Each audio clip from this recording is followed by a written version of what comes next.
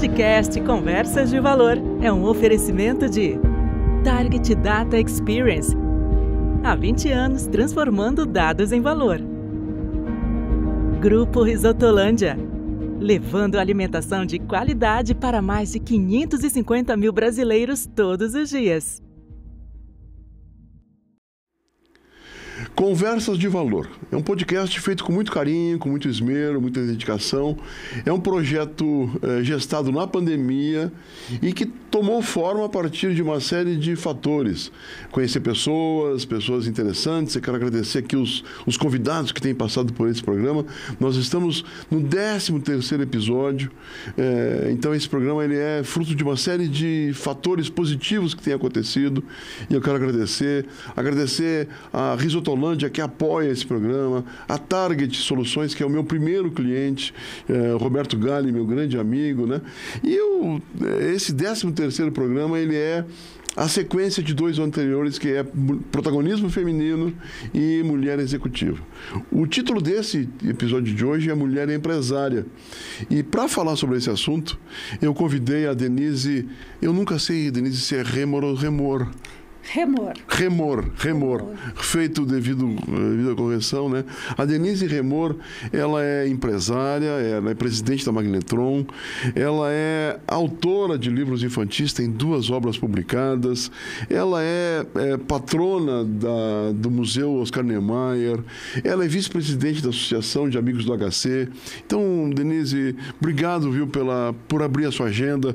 Tem sido um desafio a gente conseguir conciliar as agendas e você está aqui conosco, né, para esse tempo. Muito obrigado, viu? Prazer, Rudy. Eu agradeço de estar aqui com vocês e vai ser um prazer conversar. Que bom.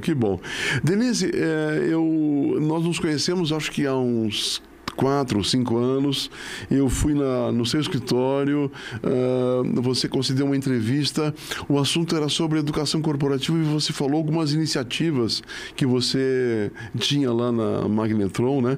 E aí você, naquela ocasião, me comentava dos desafios que foi se tornar empresária, né? Se vocês pudessem rememorar essa história, assim, né? Como é que foi esse fato? Você não era empresária, você se tornou empresária, né? Conta um pouquinho dessa história para a gente contextualizar esse capítulo, né, da mulher empresária, né? Bom, a minha formação é Direito e quando eu casei eu vim a Curitiba junto com meu marido e sempre auxiliei ele nesta área do Direito. Sempre estive muito perto na questão de planejamento estratégico da empresa, tive pequena, assim, efetivamente, né? Fiquei 1 ano na gestão de uma das empresas, que na época nós tínhamos 2 negócios, que era a Branco e a Magnetron. Uhum. Eu fiquei dedicada por 1 ano à gestão da Magnetron, mas aí resolvi tirar 1 ano sabático, digamos assim, fui fazer curso de chefe de cozinha em 2008. Uhum. Em janeiro de 2009, meu marido morre subitamente, fico eu com a maioria das ações das empresas, com um filho de 6 e outro filho de 14. Então, a partir daí, foi uma grande mudança na minha vida, aonde eu tive que assumir as empresas. Eu acredito que uma das coisas que me ajudou muito foi eu ter focado no objetivo onde eu queria chegar e cada vez mais desenvolver minha inteligência emocional. Porque no momento que você tem uma inteligência emocional, tecnicamente você procura se qualificar. Mas o grande desafio é manter o equilíbrio no momento desses, que realmente é bastante difícil. É um desafio e é um estresse associado com 2 crianças pequenas, né? Imagina o que foi esse desafio de conciliar, né? A atividade profissional de tocar uma empresa numa situação dessas, de profundo estresse, né? E cuidar de 2 crianças, né? Quer dizer, o papel de mãe, né? O papel de... eu contei com a ajuda dos meus pais na época e isso foi muito Importante, né? Importante e gratificante, porque os avós são um apoio importante para as crianças. Meu pai cumpriu o papel masculino para os meus filhos, isso na idade deles é fundamental.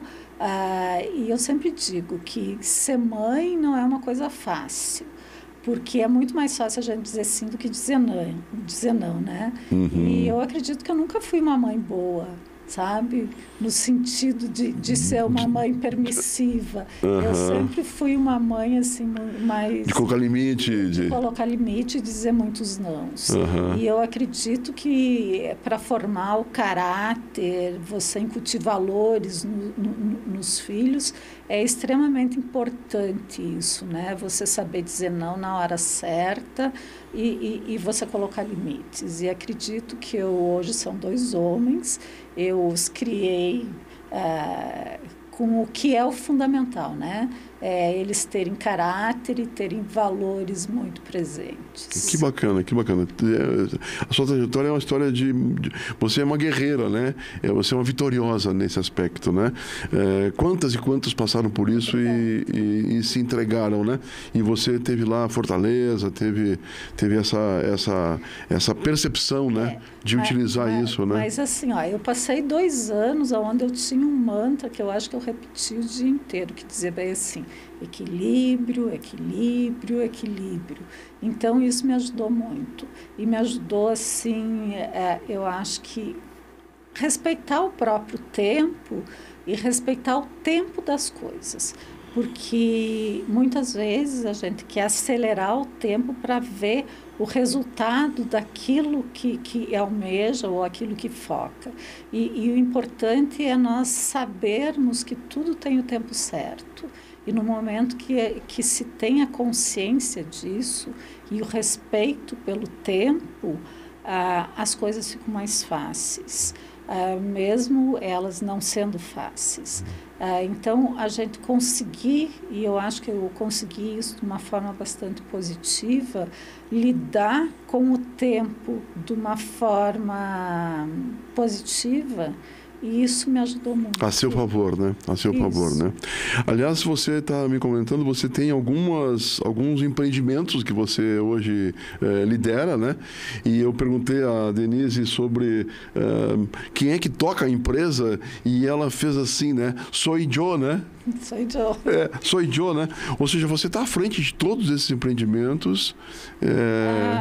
Assim, Ruth, eu sou uma pessoa que eu sou movida por desafios. E até tem uma sinergia com a empresa, que a gente tem um dos slogans da empresa, que somos movidos por desafio.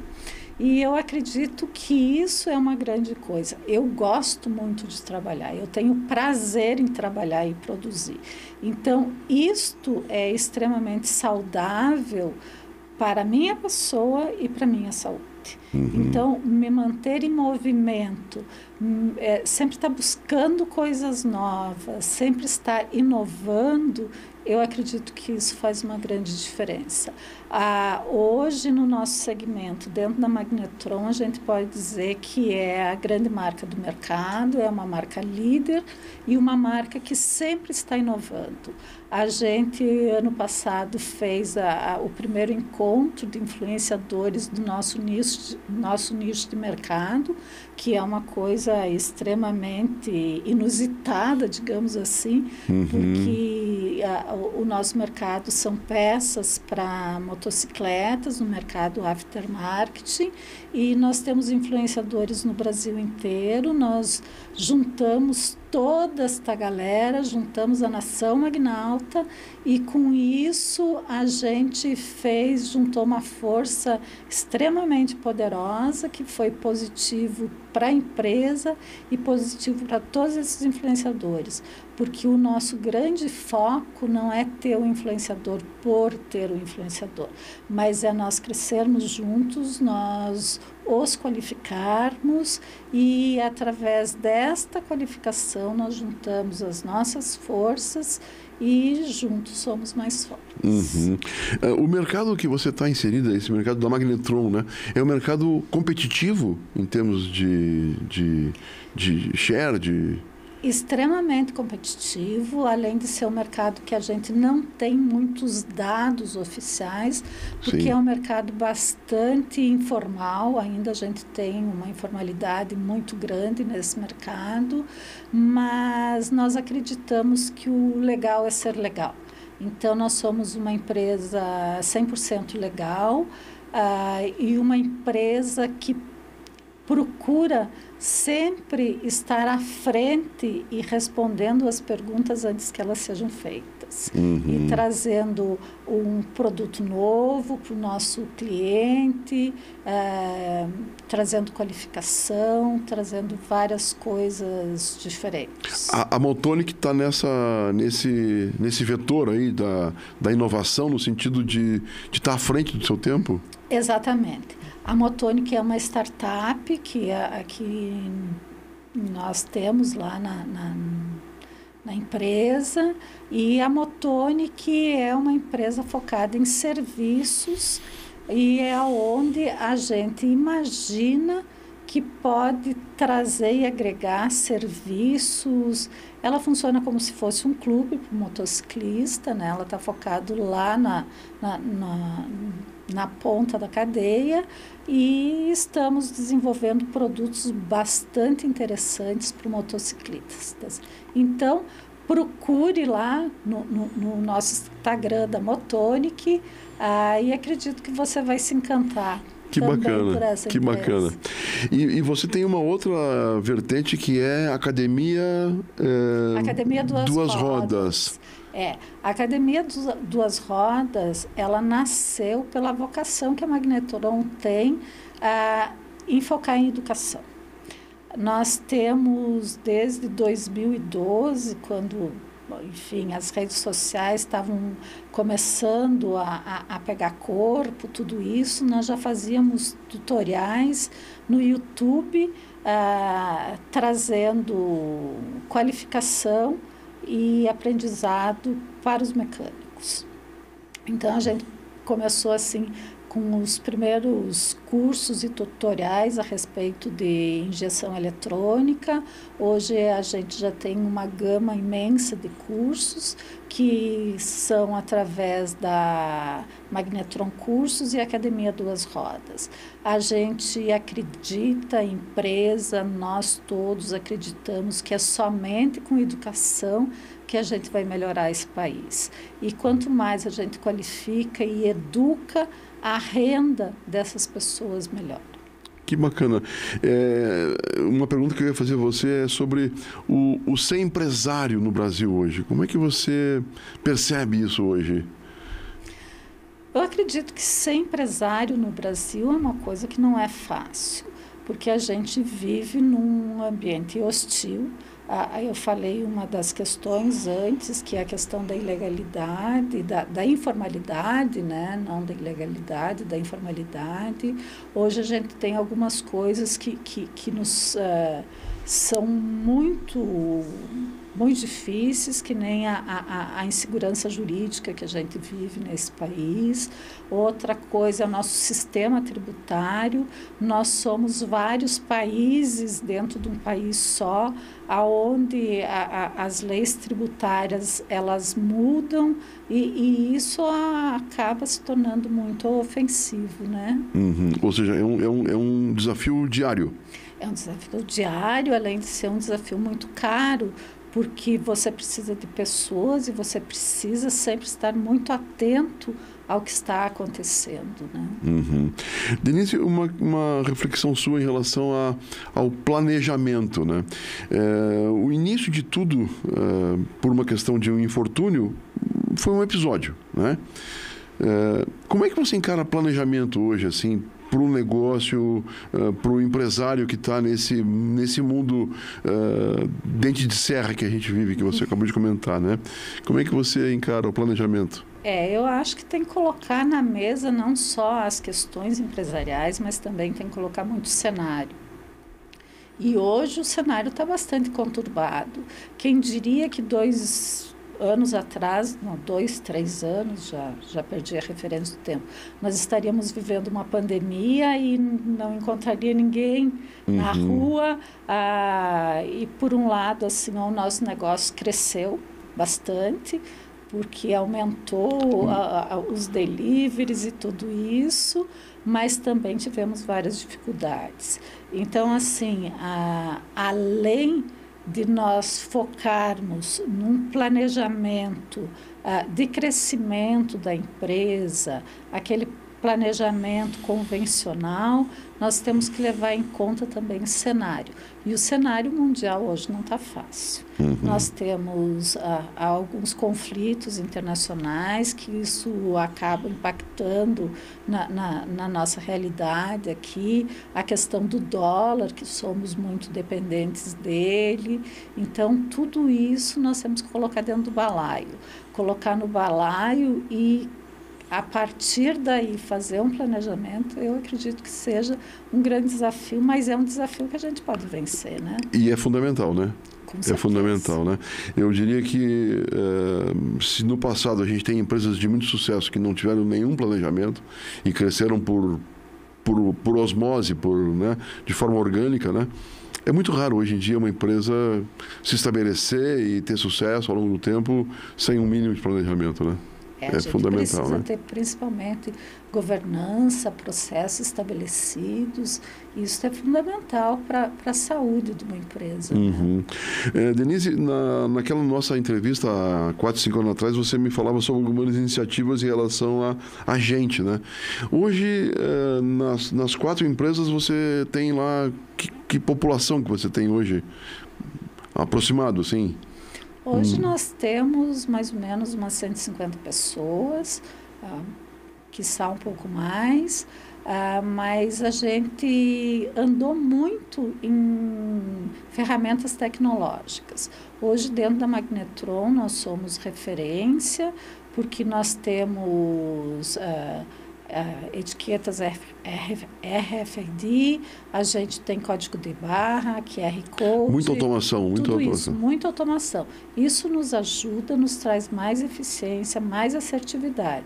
Mas isso não quer dizer, claro que saíram alguns colaboradores, mas acabaram entrando outros para suprir outras áreas, né? E como é que você vê hoje pessoas? A gente falou de planejamento, que é algo importante, fundamental, e pessoas, para o negócio seu e para qualquer empresa. Como é que você... Olha, eu não posso ter... A gente escuta muito reclamação dessas gerações que estão vindo pela inconstância de ficar nos empregos. A gente teve, claro, algumas pessoas que têm esse perfil, mas, de uma forma geral, eu acredito muito que as pessoas, se trabalham num lugar que seja agradável, um bom lugar para trabalhar, a gente consegue reter, porque as pessoas querem fazer parte de alguma coisa. E quando você é parte de algo que faz a diferença, que faz sentido, não vejo muito problema na retenção das pessoas. Você tem algumas iniciativas lá que são bem interessantes, né? Conta alguma para a gente. Bom, a gente tem um bosque lá, né? E esse bosque nós plantamos junto com os funcionários lá em 2011. É bem pertinho do rio, lá dentro dos 30 metros, né? Então, nós reconstruímos, né? Replantamos a mata ciliar, e nesse bosque a gente tem um redário, onde as pessoas usam esse espaço depois do almoço para descansar.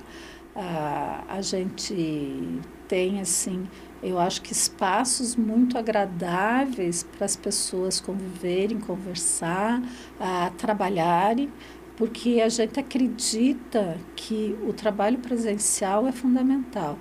Às vezes, na hora do cafezinho, na hora que você encontra no corredor, a gente pode resolver algum problema.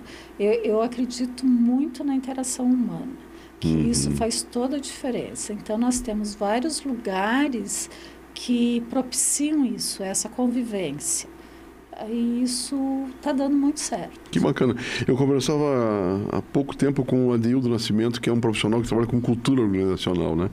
E ele me comentava que a Amazon instituiu uma norma onde não existe mais trabalho híbrido, nem remoto, apenas presencial. Por conta dessa interação humana, a empresa é muito mais produtiva a partir de cultura, a partir de boas práticas, com as pessoas interagindo entre si. E isso acontece olho no olho, né? Não tenho dúvida nenhuma. Assim, eu acho que a gente viveu uma grande experiência, que foi a pandemia, que logo que aconteceu e se institucionalizou a pandemia, a gente montou um comitê de crise e esse comitê se encontrava todos os dias no mesmo horário, remotamente. E muitas vezes nós já tínhamos esgotados os assuntos empresariais e mesmo assim nós nos encontrávamos mesmo que fosse para tomar um café cada um no seu ambiente. No seu ambiente. E isso acabou fazendo uma grande diferença e depois, quando voltamos a trabalhar, eu fiz um café da manhã com pequenos grupos, não mais do que 10, aonde o foco era trocar as experiências que tivemos durante a pandemia.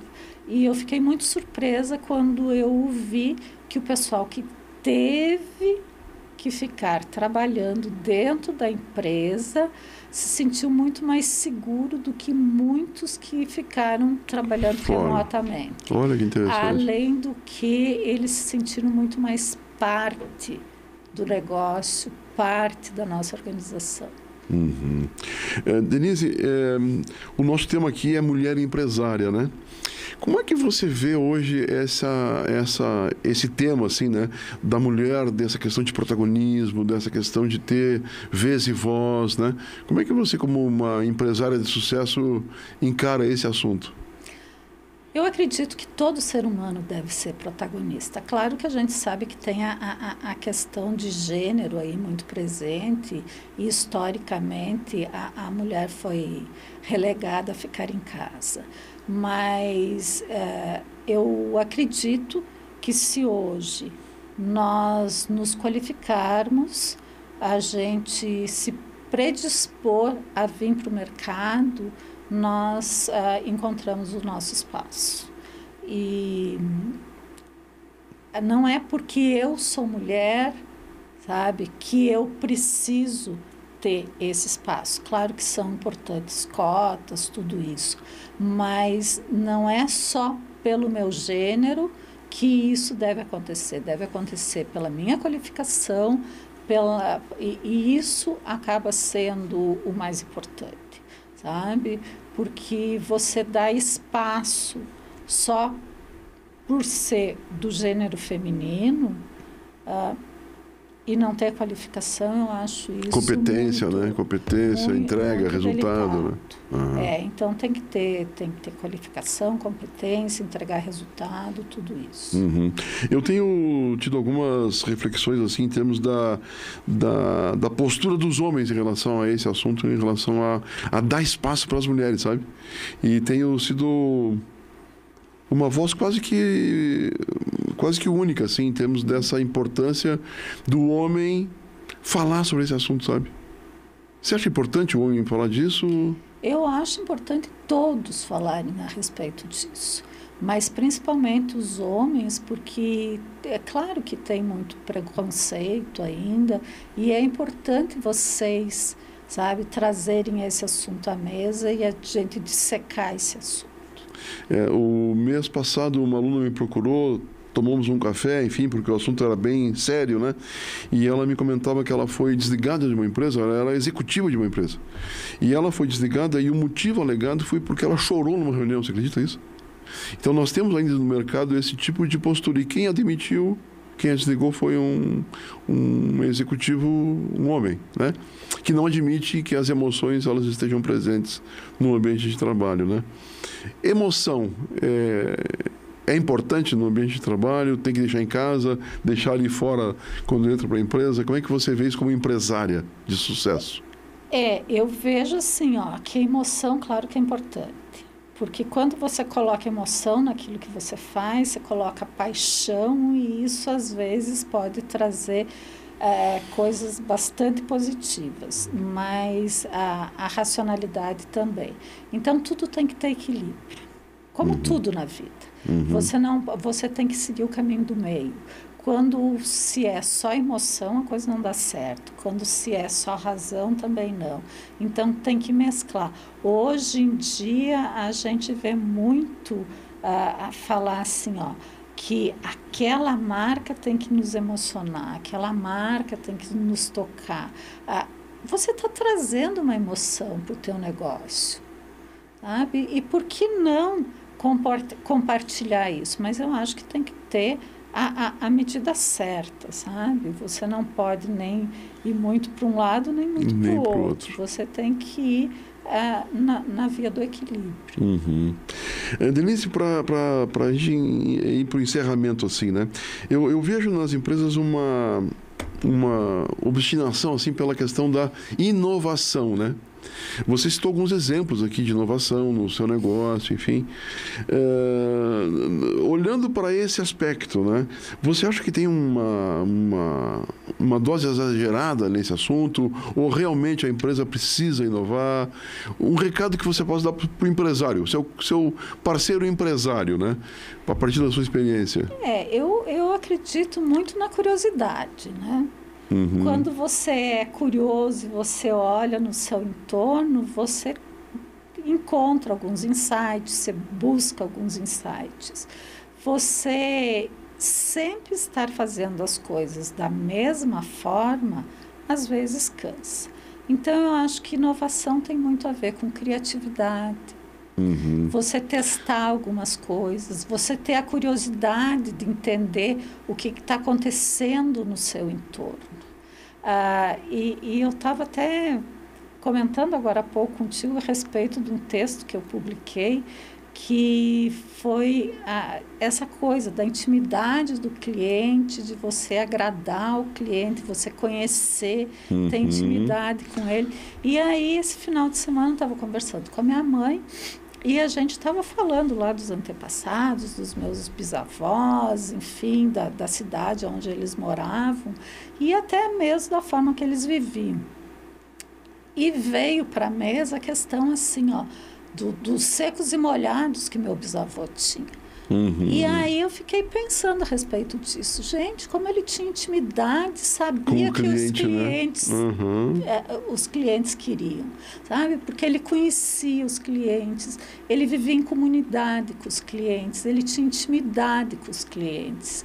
E isso a gente está resgatando hoje, porque a gente mudou a forma de viver. Então, assim, tem coisas que hoje a gente fala que é inovação, que é uma série de coisas, mas são coisas que já estão estabelecidas e que a gente está resgatando. Então, assim, eu fico me perguntando, realmente, será que isso é uma inovação? É algo que a gente está repaginando?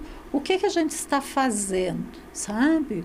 Porque se você avaliar e olhar o seu entorno, tem muitas coisas que já eram feitas, que são feitas, que a gente dá uma repaginada e coloca na mesa como se fosse uma inovação, e na verdade não são, né?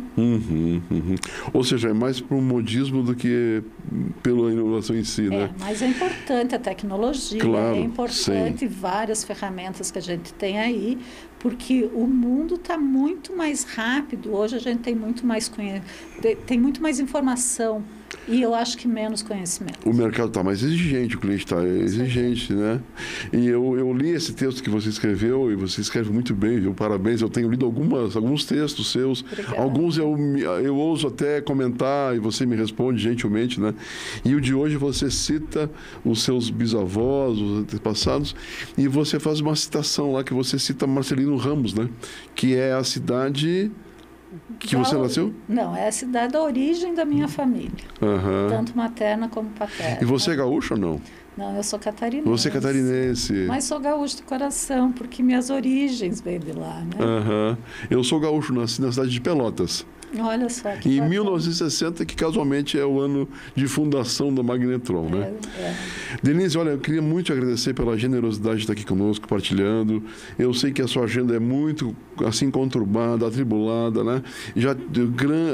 Várias vezes tivemos aí a tentativa de marcar e nunca deu certo, né? Mas dessa vez Deus quis que desse certo. Então, agradeço, viu, por você estar conosco aqui, por ser uma referência na sua área, por ser uma inspiração para as mulheres. Eu acho que isso é muito de você, assim, né? E eu quero te agradecer por mais essa entrevista comigo, viu? Obrigado, viu? Sucesso. Parabéns, viu? Pela trajetória e muito sucesso. Eu que agradeço, Ruth. Sempre é um prazer conversar com você e é um prazer também conversar com todos vocês. Muito obrigada. Um abraço. O programa que você assistiu teve o apoio institucional da Target Data Experience e do Grupo Risotolândia.